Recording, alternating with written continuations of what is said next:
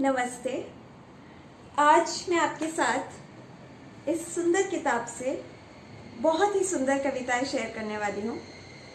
जब मैं जोधपुर गई थी मम्मी के पास तो मैंने उनकी अलमारी में ये सुंदर किताब देखी। जैसा कि आप देख सकते हैं इसका स्वरूप पिंक कलर की इतना सुंदर बुक कवर है ऐसे स्वरूप में, और ऊपर से इसका जो शीर्षक है वो है प्रेम की उम्र के 4 पड़ाव। बहुत ही सुंदर टाइटल भी है इसका। मनीषा कुलश्रेष्ठ जी की कविताएं हैं। तो इनमें से जो मैंने पहली कविता चूज की वो है पेज 20 पे, सांवली लड़की। तो ये शीर्षक सुनते ही सांवली लड़की काफी रिलेट किया मुझे, क्योंकि मेरा तो बचपन से दूसरा नाम ही ये है, सांवली लड़की। मैं एक्टिंग नहीं कर रही, एक्टिंग हाँ जरूर मैं करती हूँ, लेकिन इस वीडियो के लिए नहीं करूंगी।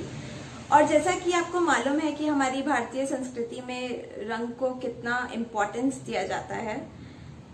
ये तो सांवली है फिर भी, पर मेरी मम्मी ने तो मुझे काला ही बोल दिया था, और ऐसी किताब भी लिखी गई थी। मेरे पापा को तो काला ही पसंद है, जो इसी विषय के ऊपर थी। तो धन्यवाद कवयित्री मनीषा कुलश्रेष्ठ जी, जिन्होंने मुझे बल दिया ये कविता के रूप में। तो कविता है कुछ इस तरह। सांवली लड़की। बेतहाशा बरस बरस कर आसमान अब चुप है, विषाद के धूसर रंग धुल गए हैं। अब वह वेदना संयत है, रोने के बाद मुंह धोकर मुस्कुराने वाली सांवली लड़की की तरह। तो ये कविता कितने सुंदर तरीके से बता रही है कि सारी वेदनाएं धुल जाती हैं अगर एक सांवली लड़की मुस्कुरा दे। जी हाँ, the key to beauty and confidence is मुस्कुराहट, not colour. Colour does not matter. So thank you Manisha ji, बहुत सुंदर तरीके से इसका वर्णन करने के लिए। और जो दूसरी कविता जो मुझे बहुत पसंद आई वो है पेज 24 पे, जिसका शीर्षक है मैं उसका कमरा। तो ये कविता हमारे आसपास की चीजें जिनसे हमें प्रेम हो जाता है, जो हम इतना अच्छे से ऑब्जर्व करने लगते हैं, अटैचमेंट एक अलग से हो जाता है, उसके बारे में बताती है। और जब भी साधारण चीजों का वर्णन इतना सुंदर तरीके से हो, शब्दों के अच्छे से शब्दों को पिरोकर, तो उसका मजा ही कुछ और होता है। और उन्हीं में से ये कविता लगी मुझे जिसका शीर्षक है मैं उसका कमरा। तो आइए चलते हैं हम उस कमरे में, देखते हैं अच्छे से। मैं उसका कमरा। मैं उसका कमरा हूं, उसके छोटे छोटे सुखों का जमावड़ा।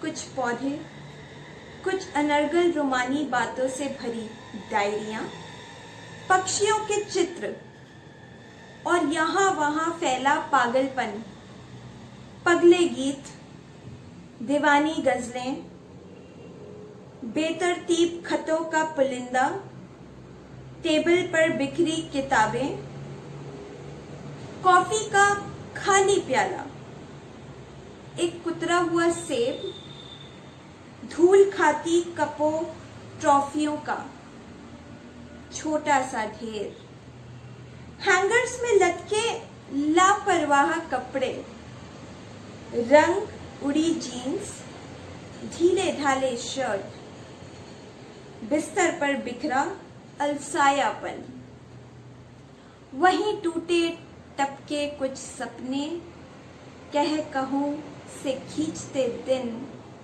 उसके, तो खिड़की चांद की बेधार हंसियों से कटती है शाम, क्या कहूं उसे। यायावर नदी।